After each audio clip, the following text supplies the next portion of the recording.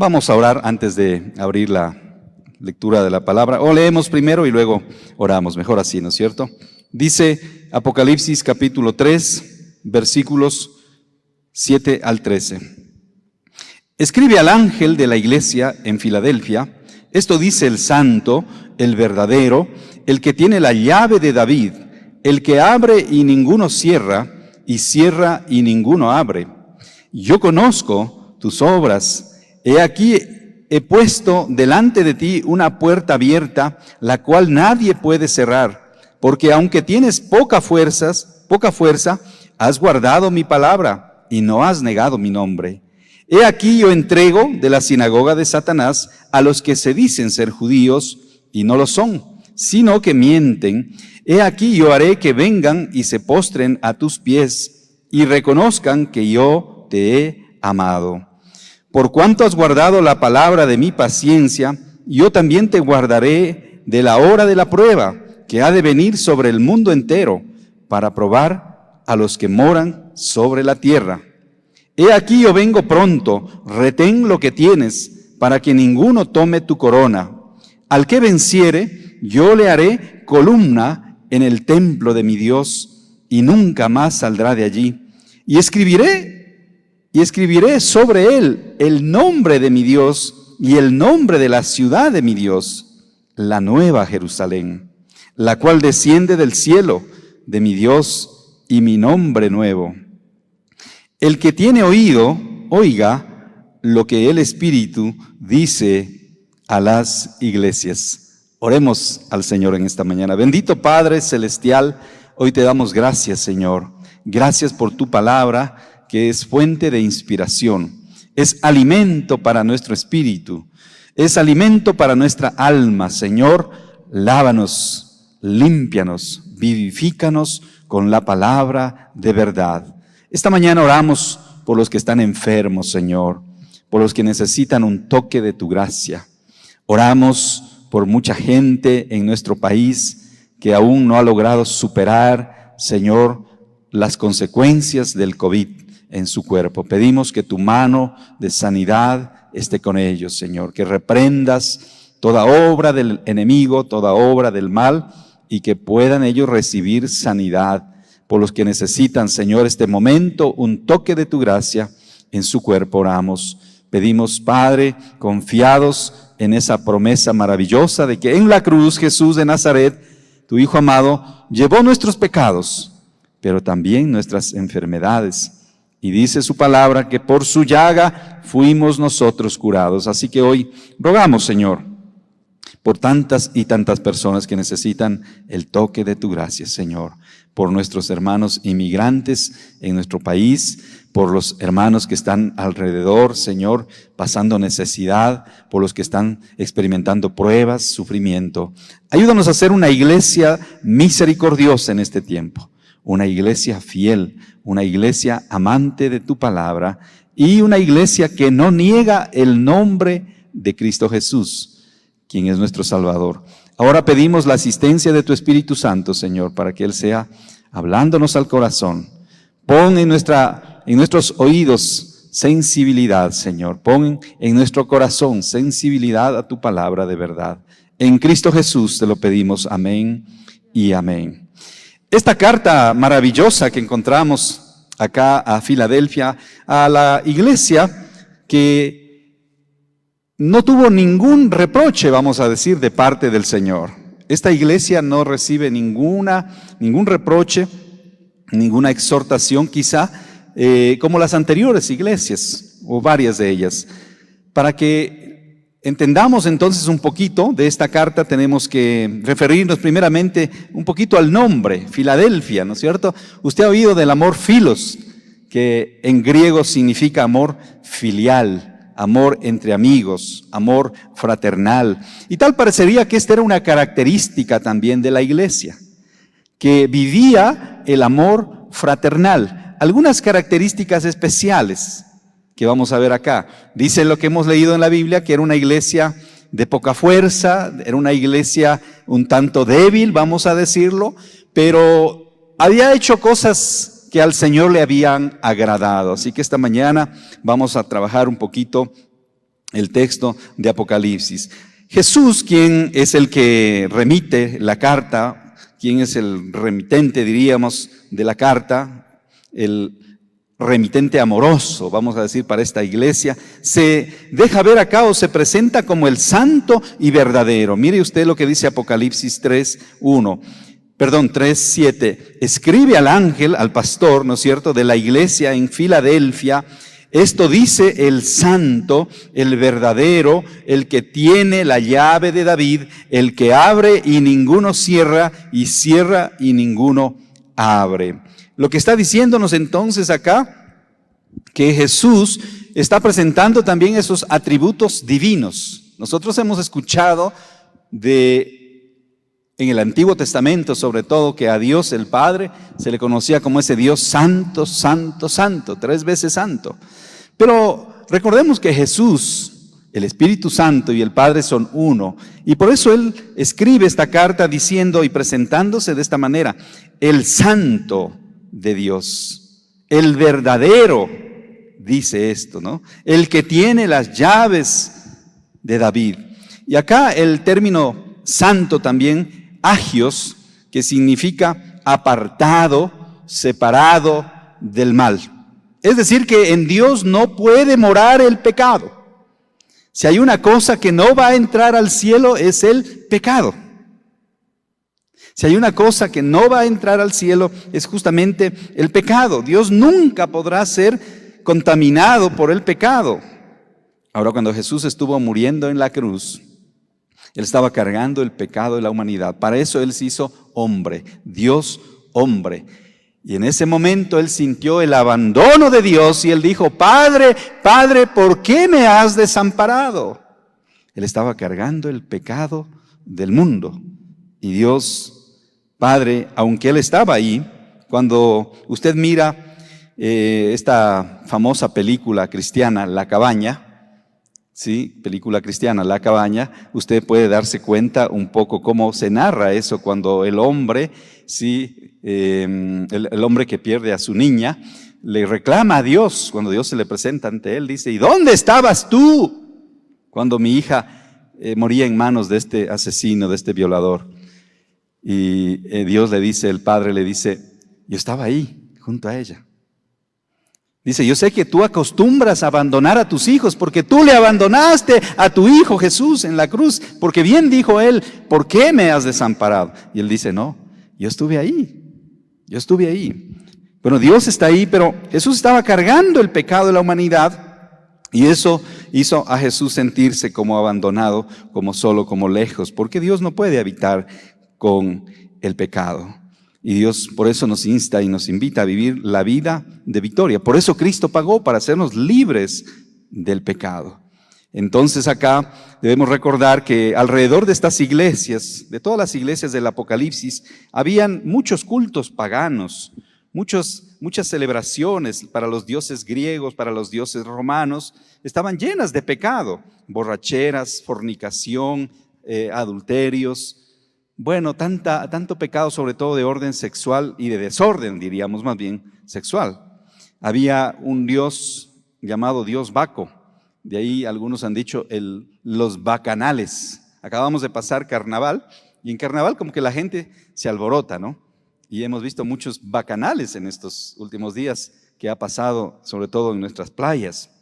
Porque la gente decide rendirle culto a la carne, darle rienda suelta a su pecado. Y bueno, esto era costumbre en muchas de las zonas donde estaban asentadas estas iglesias, y la iglesia de Filadelfia no era la excepción. Por eso Dios se manifiesta como el Dios santo, como el Dios, también dice, verdadero, como el Dios verdadero. Nosotros sabemos que Jesús es la verdad. Juan 14:6, Jesús mismo dijo: yo soy el camino y la verdad y la vida, y nadie viene al Padre sino por mí. Sigue diciendo el versículo 1: yo tengo las llaves de David. Ahora, ¿por qué Jesús menciona a David? Bueno, porque a David se le prometió el reino, y que de la descendencia de él vendría el Mesías. La llave de David significa aquí autoridad, permanencia y eternidad en cierta manera. ¿Recuerdan ustedes a quién más se le dio las llaves en algún momento? Bueno, todos tenemos un llavero, ¿no es cierto? que nos abre las puertas de la casa y nos abre las puertas de los cuartos, de las oficinas. Siempre tenemos. Bueno, el Señor le dijo a Pedro, ustedes recordarán a Pedro, y a ti te daré las llaves del reino, de la predicación, le estaba diciendo. Tú vas a abrir la puerta a la predicación. El mismo que le negó a Jesús, el que le negó 3 veces, pero se arrepintió, logró arrepentirse. Ayer hablábamos con los hombres que 2 discípulos le defendieron a Jesús, pecaron contra Jesús, Pedro y Judas. Pedro le negó y Judas le vendió, le traicionó. Pero Judas no se arrepintió, Judas se remordió. Él tuvo remordimiento. Pedro tuvo arrepentimiento. Judas, con su remordimiento, fue hasta la muerte.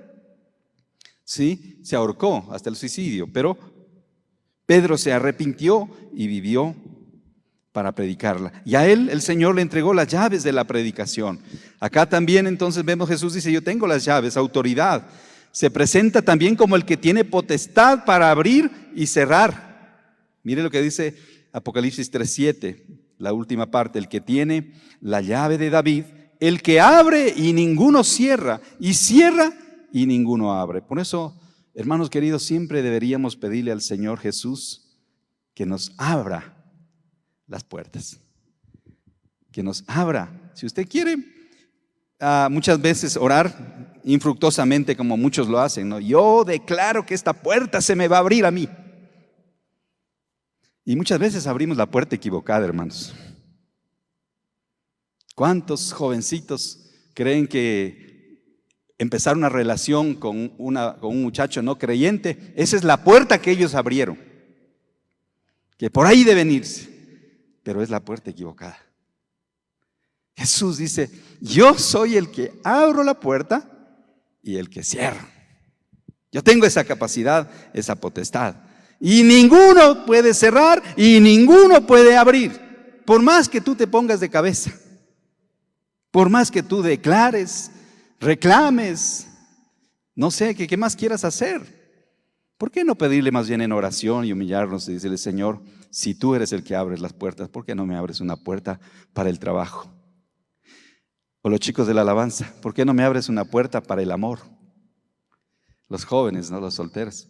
Señor, si tú eres el que abre las puertas y cierra las puertas, ¿por qué no abres una puerta para mi negocio, Señor? Oraciones diferentes, ¿no es cierto? En humildad, porque acá nos encontramos frente a Jesús. Él dice, mira, yo cierro y nadie abre, o yo abro y nadie puede cerrar. Queremos ser una iglesia de puertas abiertas, pero que Dios abra la puerta, que Dios abra las puertas. Sigue diciendo más abajo, Jesús entonces se presenta también como la puerta. Él dijo, yo soy la puerta, el que por mí entrare tendrá vida eterna. Yo soy de Jesús, yo soy el buen pastor, yo soy el pan de vida, yo soy el que soy. Pero Jesús dijo también, yo soy la puerta y el que por mí entrare, ¿sí?, tendrá vida eterna. Así que un poco más adelante en el verso 8 encontramos algunas características de esta iglesia. Del verso 8 al 10 encontramos características de esta iglesia. Mire Apocalipsis 3, capítulo 3 de Apocalipsis, versículo 8. Yo conozco tus obras. Habíamos dicho que cuando hablábamos en los primeros mensajes de estas iglesias, de estas 7 iglesias, habíamos visto a Jesús con ojos como llama de fuego. Y decíamos que Él tiene esa capacidad entonces de mirar en lo más profundo. Y por eso dice, yo conozco tus obras. Mire, Dios conoce hasta los más íntimos pensamientos nuestros. Nada se escapa de su mirada. Decía el salmista, ¿a dónde huiré de tu presencia? Si me fuere a los montes, allí estás tú. Si fuere a lo profundo del mar aún, ahí me guiará tu mano. Nada se puede escapar. Yo conozco, dice, tus obras. He aquí, he puesto delante de ti una puerta, otra vez, una puerta que dice abierta, una puerta para la predicación del evangelio. Mire, la puerta que Dios ha abierto generalmente tiene que ver con esto, con la predicación del evangelio. Al apóstol Pablo en algunas circunstancias se le prohibió ir a X lugar. Pablo estaba haciendo maletas una noche con su equipo y dijo, vamos a ir mañana, vamos para el siguiente lugar. vamos a predicar el evangelio en la siguiente ciudad. Era un propósito bueno, ¿sí o no? Era bueno. Había que predicar el evangelio. Pero esa noche le apareció el ángel enviado del Señor y le dijo, no vayas. En otra ocasión, Pablo estaba haciendo maletas también, porque ustedes saben que Pablo era un correcaminos. Él iba de ciudad en ciudad predicando el evangelio. Y otra vez dice que el Espíritu le inquietó para que no fuese. Mire qué importante que podamos escuchar la voz de Dios como iglesia del Señor, como familia, en las decisiones que tomamos. Cuando yo era más joven era muy impulsivo. Y los jóvenes generalmente tendemos a eso, a ser muy impulsivos, a tomar decisiones así. Pero cuando uno va madurando y cuando uno va escuchando sobre todo y va leyendo y entendiendo la palabra, vamos viendo que tenemos que obedecer la voluntad de Dios. Y la voluntad de Dios siempre es buena, agradable y perfecta. Así que en otra ocasión estaba Pablo preocupado sin saber ahora para dónde ir. Y de pronto tiene una visión y aparece el varón macedonio. Si han leído esto, ¿no es cierto?, en el libro de los Hechos. Y dice, pasa acá y ayúdanos. Ven acá y ayúdanos. Entonces tenemos que ver dónde Dios está obrando para unirnos ahí. Mi querido hermano, no dejes, no pierdas la capacidad de la visión. Pide que el Señor renueve tu visión espiritual para unirte a donde Dios está obrando, para saber lo que Dios quiere hacer, en dónde quiere hacer.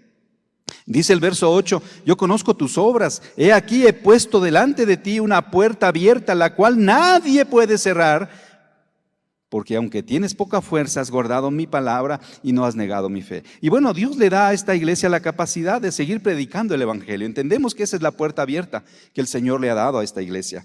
Una puerta para predicar el evangelio sin límites ante la oposición. Puertas abiertas no significa necesariamente puertas a la riqueza, a los negocios o a la abundancia, como muchas veces se nos han predicado. Muchos mensajes de eso hemos escuchado en las iglesias, ¿no? No, dicen, Dios está abriendo una puerta y yo te profetizo que se te abre la puerta de la bendición de los negocios. Este año vas a vender en abundancia. Y ¡pum!, llegó el COVID. ¿Cómo le parecen esos falsos profetas? Que a veces hablan del estómago, hermano, no sé qué comen la noche anterior, pero de pronto vienen y te profetizan, dicen, no, usted se va a casar. A una señorita le dijeron, usted se va a casar con el líder de alabanza, ¿sí? Y a otro líder de alabanza también le dijeron, usted se va a casar con X señorita, y de paso le juntaron y el mismo pastor los casó. A los 3 años estaban separándose de esa pareja. Porque no es así, hermanos, como funcionan las cosas. Siempre tenemos que confirmar con la palabra de Dios. Hay gente que nos ama mucho y a veces nos profetiza cosas buenas. Digo entre comillas, profetizar. Nos da un mensaje de parte de Dios supuestamente porque nos aman demasiado. Hay otros que no nos quieren tanto y nos dan un mensaje negativo. Y dice, vengo de parte de Dios. Tenga cuidado de eso, hermano. Tenga cuidado porque eso siempre existirá. Entonces, puertas abiertas acá significan puertas a la predicación, puertas al discipulado, puertas a enfatizar y a predicar el mensaje de Dios. Para eso está la iglesia. La primera cosa que Dios quiere que haga en la iglesia no es dar de comer a todos los niños pobres del mundo. La primera cosa que Dios quiere que haga la iglesia es que proclamen. La gran comisión es vayan y hagan discípulos. Para unos, la gran omisión. La gran omisión. Dijo un pastor por ahí, otros pastores solo se preocupan de la comisión. Kushki, money. ¿Cuánto hay para ir a predicar? A veces hay grupos musicales, cantantes que dicen, cuando uno les invita a cantar, a venir, dice, pero bueno, vale tanto. Ya todo tiene un precio ahora, ¿no? Hermanos, qué triste los tiempos que estamos viviendo. En algunas iglesias se recogen ofrendas 2 y 3 veces cuando viene un predicador invitado. Dicen, no, falta, dice, recojan la segunda vez. Y cuentan, no, recojan. En una iglesia pasaron una sábana cuando viene un predicador invitado. Imagínense lo que la gente está haciendo. Y pasaron la sábana, ¿no?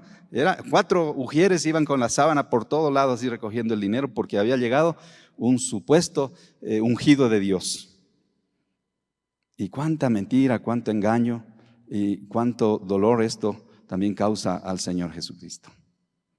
Miren, no es así, hermanos. La puerta abierta acá significa puertas a la predicación.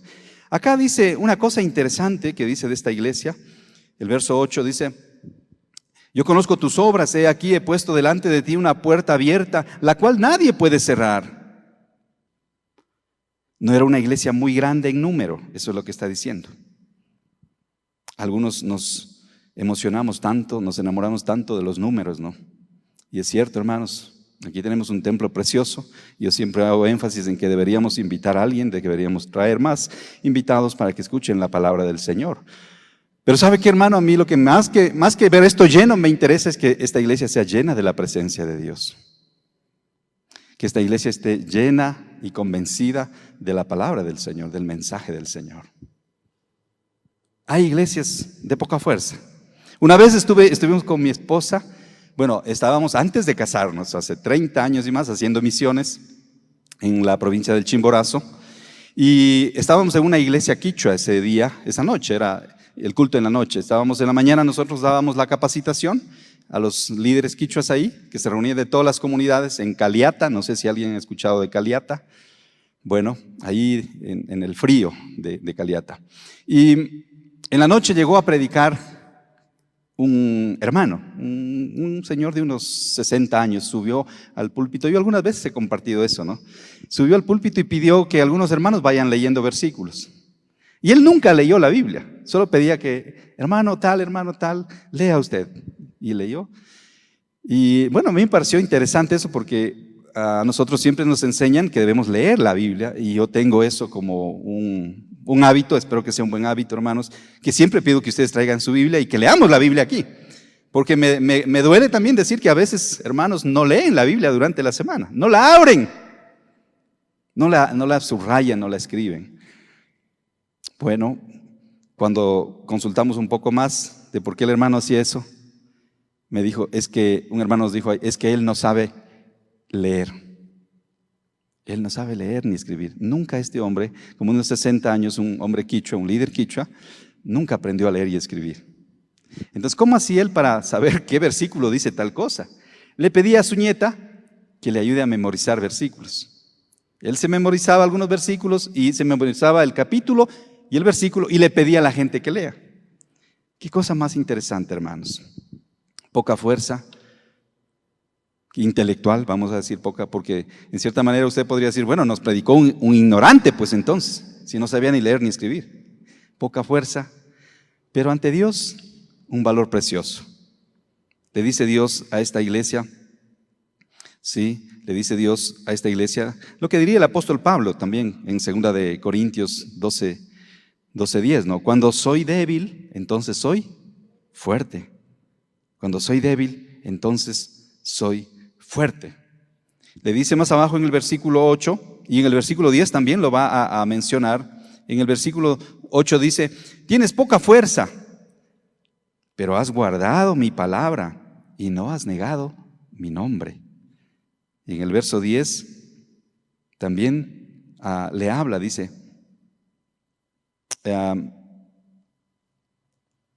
verso 10, por cuanto has guardado la palabra de mi paciencia. Ahora aquí yo quiero hacer un pequeño paréntesis, hermanos.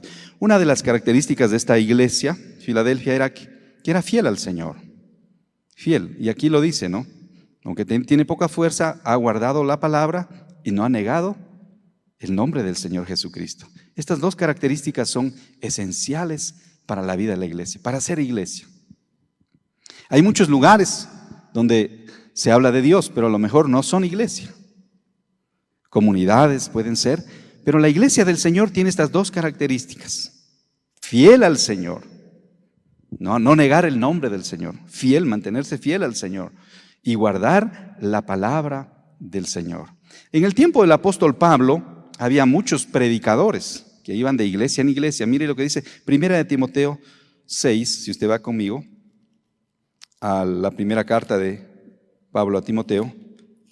Y Pablo le advierte de estos predicadores que iban por ahí predicando la palabra del Señor, supuestamente. 1 de Timoteo 6, versículo 3. Mire lo que dice. Si alguno enseña otra cosa y no se conforma a las sanas palabras de ¿quién?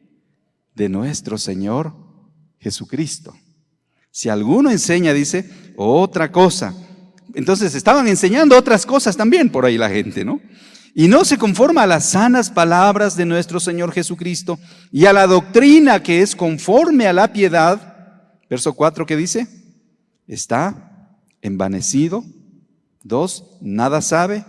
Y 3, delira acerca de cuestiones y contiendas de palabras, de las cuales nacen envidias, pleitos, blasfemias, malas sospechas. Verso 5, disputas necias de hombres corruptos de entendimiento y privados de verdad, que toman la piedad, la doctrina de la piedad, como fuente de ganancia.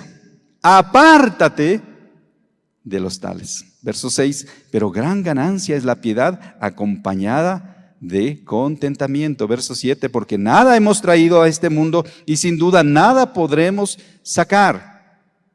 Así que teniendo sustento y abrigo, estemos contentos con eso.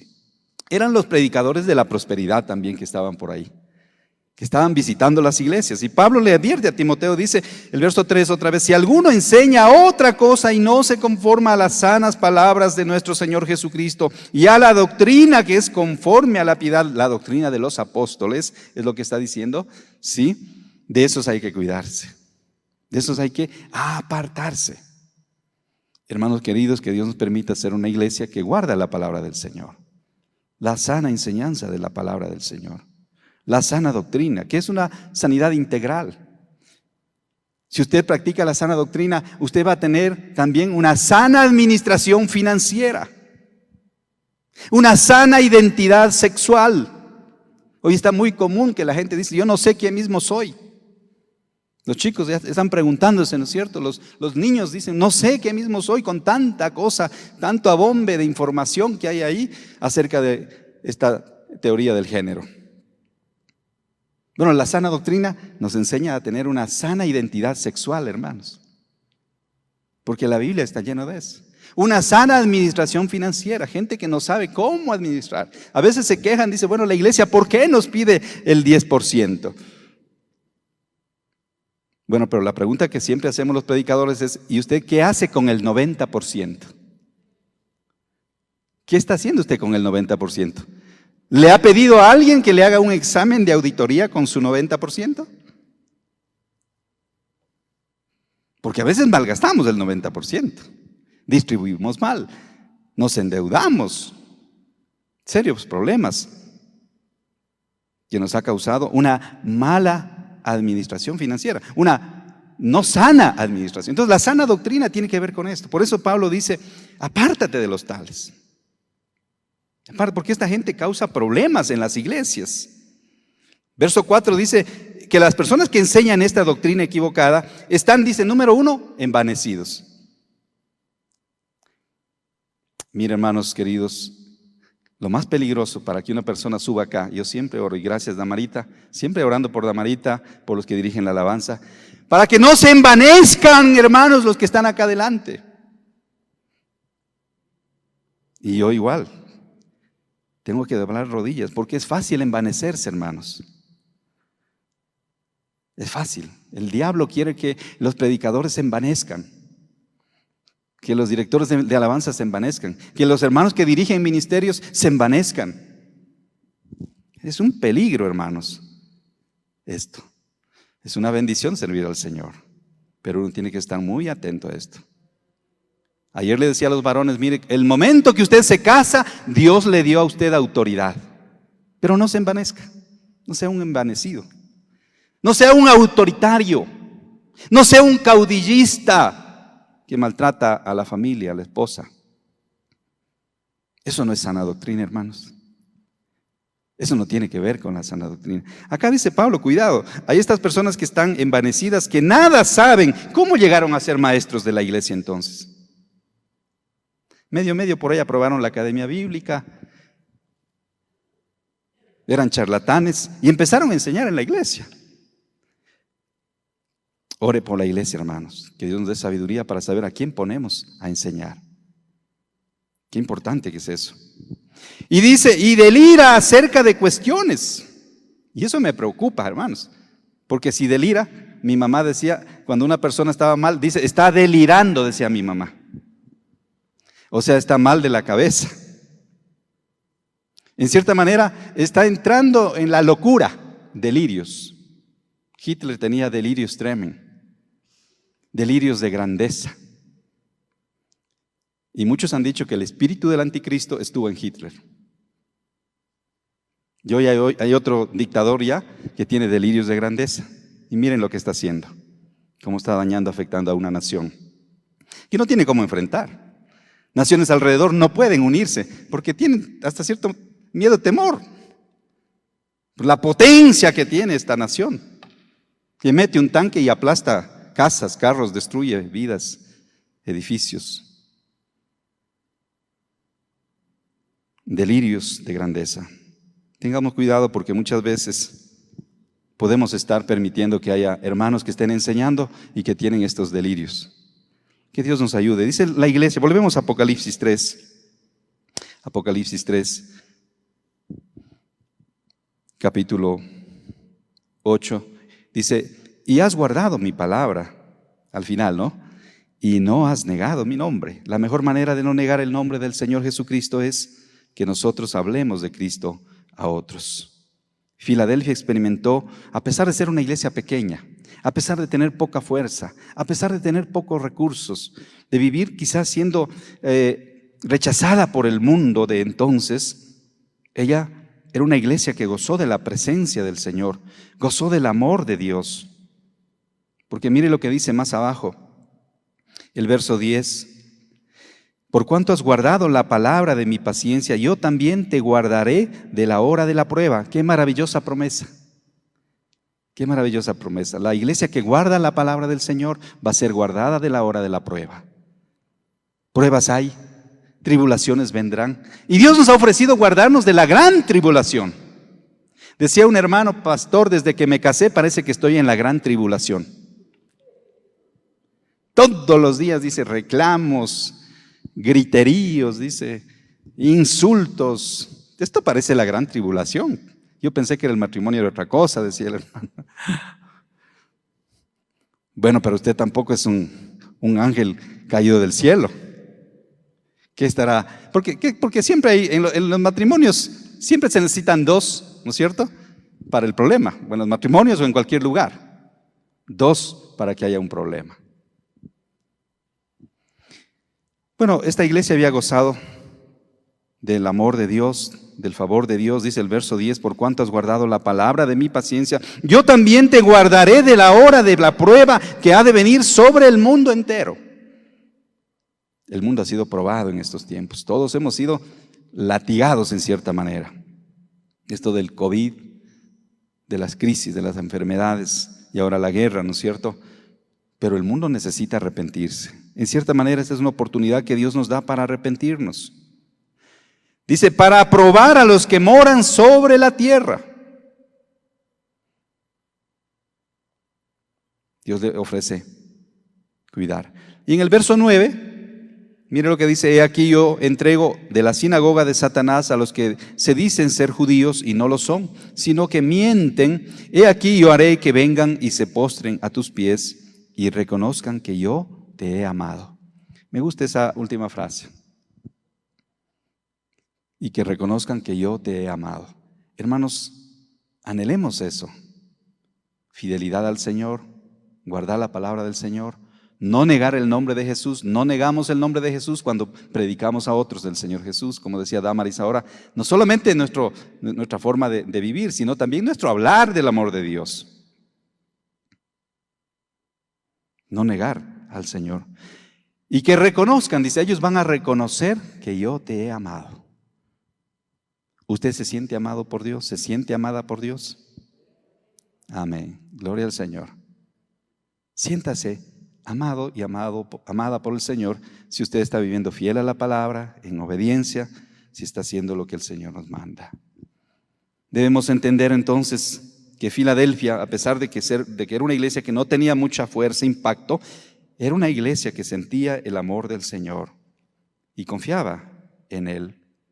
Debemos entender también que el verdadero poder de la iglesia de Cristo no radica en el poder económico, en el poder social o en el poder político. No, hermanos, no es por ahí. Estamos cambiando, tergiversando las cosas cuando pensamos que la iglesia tiene que tener poder social, tiene que tener poder político, tiene que tener poder económico. Hay muchas iglesias, hay una iglesia de las más grandes, la iglesia católica en el mundo, que tiene mucho poder político, mucho poder económico, hasta tienen un banco. Pero no significa que por eso son una iglesia. Más bien ha afectado para que mucha gente se pierda, empezando por los mismos sacerdotes. Estaba leyendo una estadística donde el 70 y hasta el 80% de los seminaristas, de los que se preparan para ser curas, han tenido relaciones homosexuales ya. La iglesia prohibió el matrimonio entre un hombre y una mujer y está abierto a otras alternativas, pero no hacen lo que Dios dice. Entonces el verdadero poder de la iglesia de Cristo debe ostentar en la obra del Espíritu Santo en su vida. La iglesia sabe que el poder viene del Espíritu Santo. No es con espada, no es con tanques de guerra, hermanos, sino es con mi espíritu, dijo el Señor. Es con mi espíritu, ha dicho el Señor. Yo te he amado. Qué lindo, hermanos. Me gusta, y por el tiempo tenemos que parar acá ya, porque vamos a prepararnos para la cena, que Cristo hace una de las más grandes promesas a esta iglesia, que le valora, que le ama, a esta iglesia que vive de forma apasionada en la palabra, que busca serle fiel, ¿sí? Que no tiene falsos maestros enseñando la Biblia. Le promete guardarle de la hora de la prueba, guardarle de ese momento difícil. Y dele gracias, hermanos. Si tú estás acá con vida esta mañana, si tú estás aquí porque estás con salud, es que el Señor te ha guardado. En verdad, muchos hemos vivido este flagelo del COVID, muchos hemos vivido y experimentado este dolor, pero dale gracias porque el Señor te tiene con vida.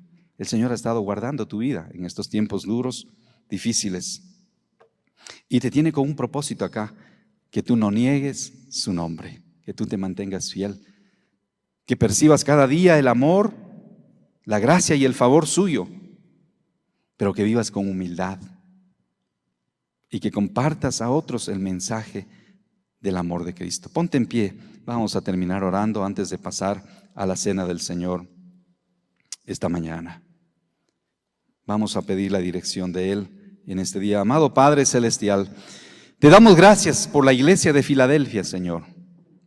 Algunas iglesias fallaron en apuntar al blanco, fallaron en dar al blanco y se desviaron, Señor. Ayúdanos a ser una iglesia como Filadelfia, una iglesia fiel, una iglesia a la que tú amas.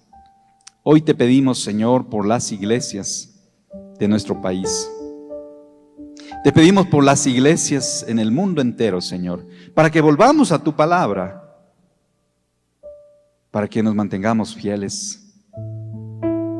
Sí, nos afectó el COVID, nos afectó no solamente en la fuerza física, también afectó nuestra economía, afectó los ministerios.